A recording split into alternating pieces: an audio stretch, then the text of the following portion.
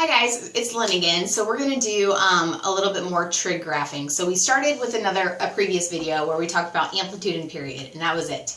Today we're going to take it a step further, learn everything else about what there is to know about a graph, and then actually graph it. So we're going to have the same setup. We have y equals a sine. Notice we've added another factor here. We have bx plus c.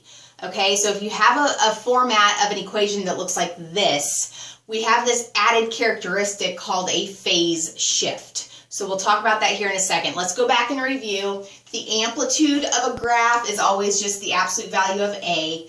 Period is still 2 pi over b. And now we're adding a couple more formulas. The phase shift, what we call a phase shift, which is just shifting the graph right or left. That's basically a horizontal shift of the sine curve.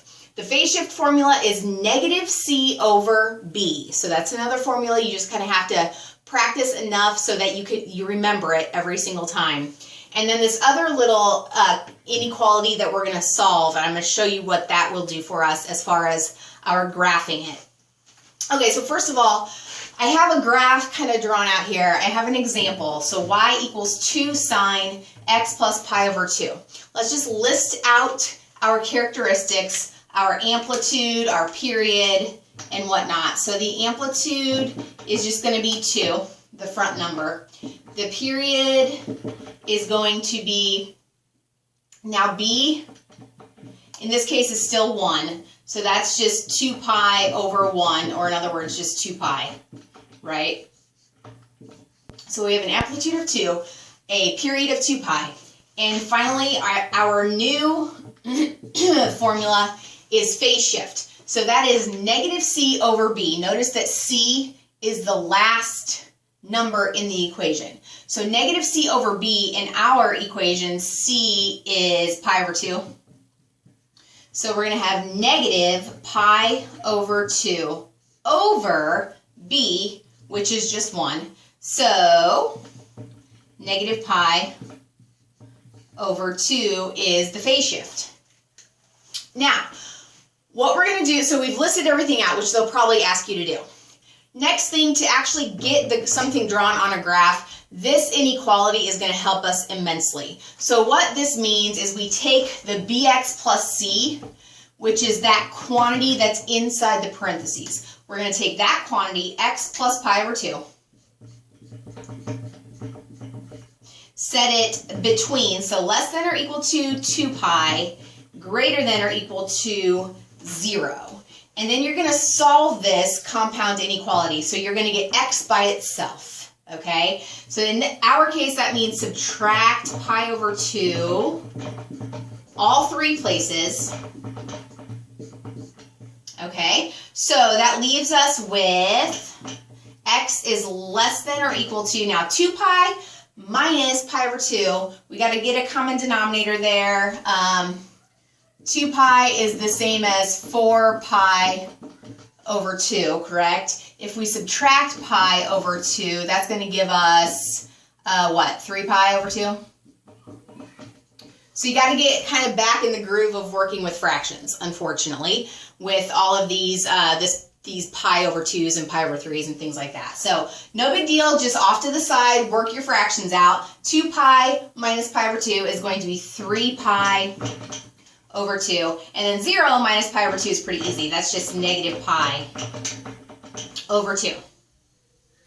So we have this new compound inequality. What this tells us is basically the range in which we have one sine curve taking place, one full wavelength or one full period.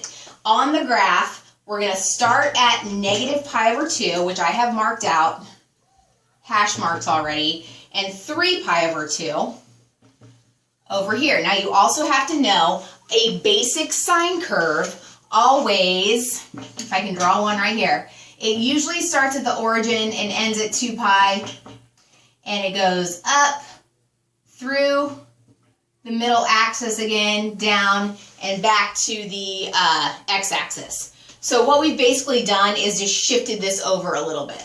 Now, what does the amplitude mean? The amplitude of 2 is how high this how high and low the sine curve reaches at its high point and low point, all right? So what I always do, I think it's the easiest way to mark this off, is you mark your endpoints of your period, like I already did, negative pi over 2, 3 pi over 2.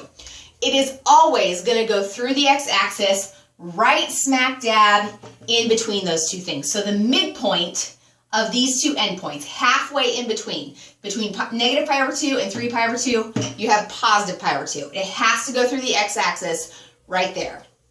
Now, it's going to hit its high point halfway in between, like the quarter point of the whole thing. So we basically divide this period up into fourths or up into quarters. So this is halfway. Now, half of halfway is quarter of the way. So halfway between negative pi over 2 and pi over 2 is 0. It is going to hit its high point at 0. Now, halfway between pi over 2 and 3 pi over 2 is going to be pi. This curve is going to hit its low point at pi. There you have all the important points of this curve. It starts here, goes up, back through the x-axis, down, and back to where it started.